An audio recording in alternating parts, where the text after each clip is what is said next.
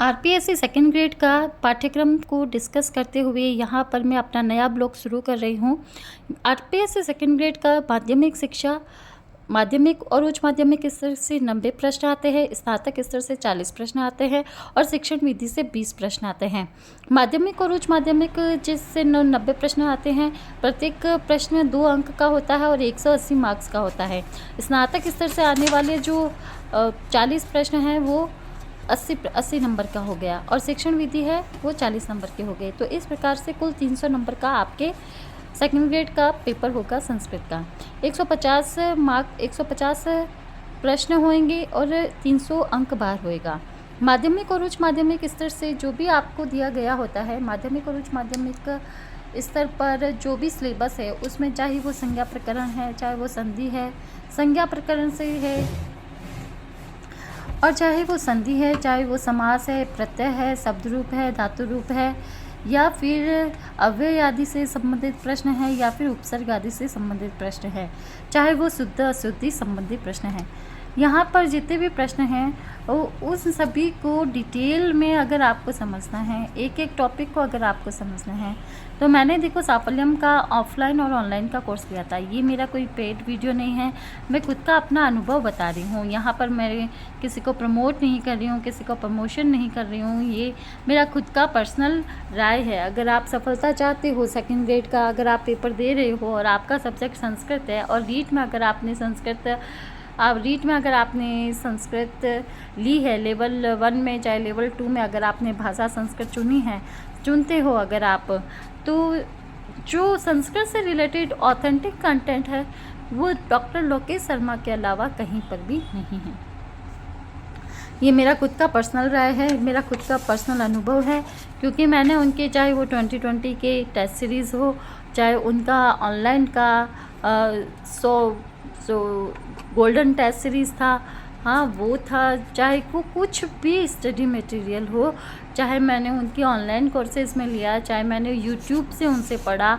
सबसे पहले मैंने शुरुआत में उनकी 2-3 क्लासें यूट्यूब से देखी थी, फिर मैंने उनके यूट्यूब से टेस्ट सीरीज़ को ज्वाइन किया, मैंने उसके टेस्ट सीरीज़ को देखना मैंने शुरू किया लगातार, और उन टेस्ट सीरीज़ को देखते देखते मुझे इतना बेनिफिशियल हुआ कि रीट 2018 के अंदर जो मैंने दिया था उसमें मेरे 120 नंबर आए थे और 30 में से 30 मार्क्स आए थे। उस समय मैंने कोई पेड कोर्स नहीं ले रखा था, लेकिन मैंने सिर्फ यूट्यूब से पढ़कर ही इतना अच्छा स्कोर कर लिया था।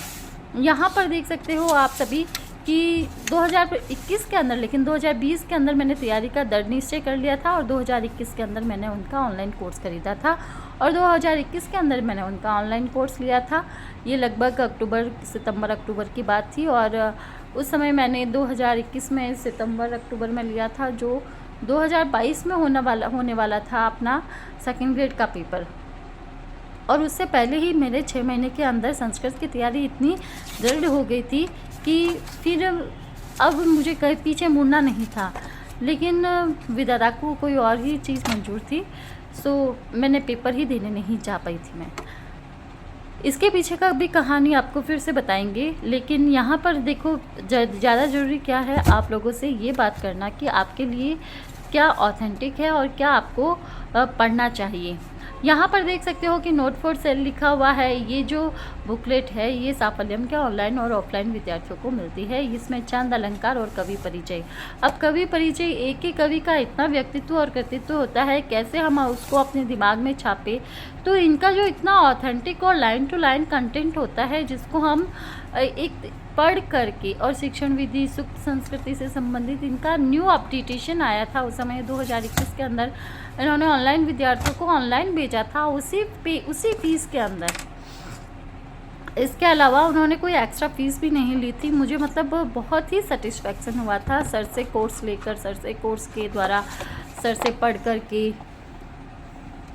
सर के कुछ प्रिंट आउट नोट्स भी थे और उन प्रिंट आउट नोट्स के साथ ही सर ने सजेशन दिया था कि इन प्रिंट आउट नोट्स से ज़्यादा अच्छा है कि आप खुद लिखें लाइन कोर्स में।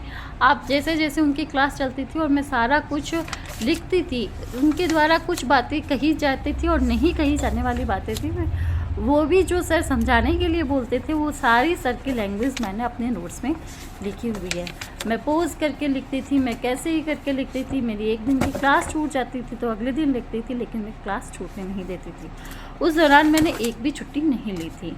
और आप देख सकते हो कि बृहत्त्रयी है चाहे लघुत्रयी है, उसको सिस्टमेटिक, उसको फ्लोर चार्ट के द्वारा, उसको सारणी के द्वारा इतने करीने से सर ने समझाया हुआ है कि जो पढ़ने वाला होता है ना, अगर उसे बराबर एक ऑथेंटिक और लाइन टू लाइन सरल भाषा में कुछ स्टडी मटेरियल मिल जाता है ना, तो उसको पढ़ने में मज़ा आने लग जाता है।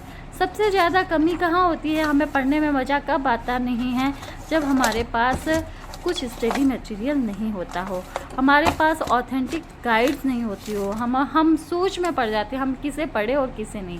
जब आप अगर किसी को पकड़ रहे हो तो मैं आप लोगों को शुरुआत में ही ये सजेशन दे रही हूँ कि आप अगर संस्कृत को रीड के अंदर भाषा के रूप में चुनते हो या सेकंड ग्रेड और फर्स्ट ग्रेड में अगर आपका संस्कृत सब्जेक्ट है, तो साफल्यम के अलावा आपको कहीं नहीं जाना चाहिए अगर आपने सफलता का दृढ़ निश्चय किया हुआ है और एक आप मार्गदर्शक को चुन लेते हैं और फिर उसको उसके साथ साथ चलने लग जाते हैं, तो फिर आप सफलता से कोई ज़्यादा दूर नहीं होते हैं, सफलता आपके बहुत करीब होती है उस समय।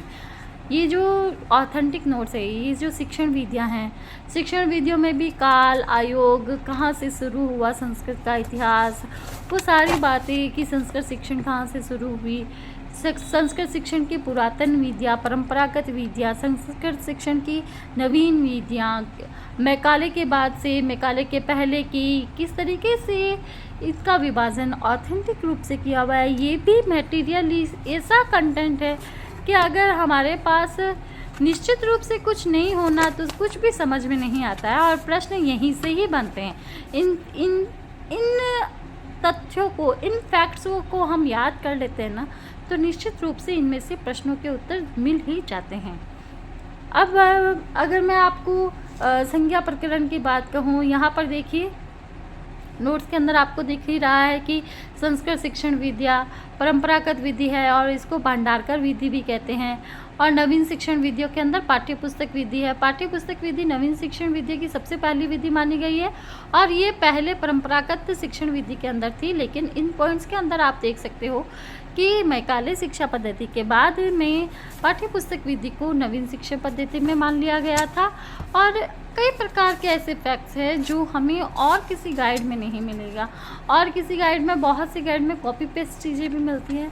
लेकिन अगर सर का मौलिक जो कंटेंट है और सरल भाषा ऐसी कि छात्रों को समझ में आने वाली जो भाषा होती है ना, वो सिर्फ और सिर्फ साफल्यम के गाइड नहीं है। इसके अलावा मैंने क्लासेस के अंदर, सर के ऑनलाइन क्लासों के अंदर ये देखो सारे नोट्स लिखे हुए हैं, चाहे वो संधि से संबंधित है, कारक से संबंधित है, वाच्य परिवर्तन से संबंधित है, शब्द रूप है, धातु रूप है, वाच्य परिवर्तन है, शुद्ध अशुद्ध है, संधि से संबंधित शुद्ध अशुद्धि है। तो ये जो टॉपिक्स है इनके अंदर सबसे ज़्यादा प्रश्न कहाँ से पूछे जाते हैं, जो अपवाद होते हैं। सीधे तौर पर तो वृद्धि संधि, दीर्घ संधि पूछे ही नहीं जाते। वृद्धि संधि की जहाँ पर अपवाद अटकते हैं वहाँ से प्रश्न पूछे जाते हैं। और भी बहुत सी ऐसे कंटेंट हैं जहाँ पर आपको निश्चित रूप से जो अपवाद वाली चीज़ें हैं वो देखनी चाहिए। जैसे अगर समाज के अंदर भी देखें तो नए तत्पुरुष हो गया, या फिर जहाँ पर अपवाद अटकता है ना वहीं से ही प्रश्न आते हैं। मैंने तैयारी की हुए अभी देख लो, मान चलो कि मुझे 3 साल हो गए इन सारे कंटेंट को पढ़े हुए। मैं वापस से इनका रिवीजन करती हूँ और फिर मैं कोई क्लास बनाती हूँ, क्योंकि आप लोग देख ही सकते हो कि जैसा कि मेरे चैनल का नाम हिंदी संस्कृत चैनल है, तो मैंने शुरुआत यहीं से की थी। पहले 6 to 10 मैंने कंटेंट डाला हुआ है, 7 चैप्टर संस्कृत के इस चैनल के माध्यम से। और इसके बाद में जब अगर विज्ञप्ति निकली हुई है read first grade second grade की, तो मेरे द्वारा अगर गाइडेंस से अगर किसी को थोड़ा सा भी बेनिफिशियल हो रहा है तो मैं निश्चित रूप से ऐसे वीडियोस बनाऊंगी और आपके लाइफ में वैल्यू ऐड करूंगी। अगर आप फ्रेशर्स हो, आपने नई बीएड की है और आपको नहीं पता है कि कहाँ से ऑथेंटिक रूप से आपको संस्कृत की पढ़ाई करनी चाहिए, देखिए आपने जो भी पढ़ा है ना संस्कृत में, अगर आपने एमए के अंदर, जैसे मेरे एमए के अंदर 70% थे, मैंने आचार्य भी की तो उसमें भी मेरे 70% बने। तो लेकिन जब हम सेकंड ग्रेड की फर्स्ट ग्रेड की तैयारी शुरू करते हैं वापस से डॉक्टर लोकेश कुमार शर्मा द्वारा ये जो नोट्स हैं इनसे या फिर उनकी गाइड से, तो कुछ इतने करीने से पॉइंट होते हैं जो सच में हमने नहीं किए हुए होते हैं। और लाइन टू लाइन चीज़ों को फिर से अगर हमने किसी चीज़ में मास्टरी हासिल कर ली है तो भी मैं तो यही कहती हूँ कि हम उसमें ज़ीरो ही होते हैं अगर हम फिर से।